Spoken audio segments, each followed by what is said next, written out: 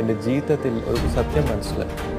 നമ്മുടെ അകത്ത് പോസിറ്റീവ്സ് എന്താണ് മനസ്സിലാക്കാൻ വേണ്ടി നമ്മൾ ചോദിക്കേണ്ടത്, നമ്മൾ അന്വേഷിക്കേണ്ടത് നമ്മുടെ സുഹൃത്തുക്കളാണ്. അതുപോലെ നമ്മുടെ അകത്ത് നെഗറ്റീവ്സ് എന്താണ് മനസ്സിലാക്കാൻ വേണ്ടി നമ്മൾ ചോദിക്കേണ്ടത്, അന്വേഷിക്കേണ്ടത് നമ്മുടെ ശത്രുക്കളാണ്. കാരണം നമ്മുടെ ശത്രുയുടെ ജോലി എന്താണ്? 24 മണിക്കൂർ നമ്മൾ ഒബ്സർവ് ചെയ്തിട്ട് നമ്മുടെ അകത്ത് എന്ത് നെഗറ്റീവ്സ് ഉണ്ട് കണ്ടുപിടിക്കണമെന്ന് അദ്ദേഹത്തിൻ്റെ ജോലി. സോ നമ്മളെക്കാളും നമ്മുടെ അകത്തുള്ള നെഗറ്റീവ്സ് കൂടുതൽ നമ്മുടെ ശത്രുക്കൾക്കറിയാം. അങ്ങനെയാണ് എനിക്ക് IAS കിട്ടാത്ത കാരണങ്ങൾ മനസ്സിലായത്. അത് ഓവർകം ചെയ്തിട്ട് ഞാൻ തിരിച്ച് 4ാമത്തെ തവണ അറ്റംപ്റ്റ് ചെയ്തിട്ട് എനിക്ക് IAS കിട്ടി.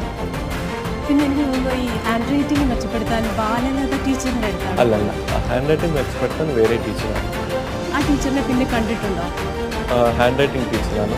റാങ്ക് വന്ന ശേഷം കണ്ടു. അതിനുശേഷം അരുന്ധതി മാഡമാണ്.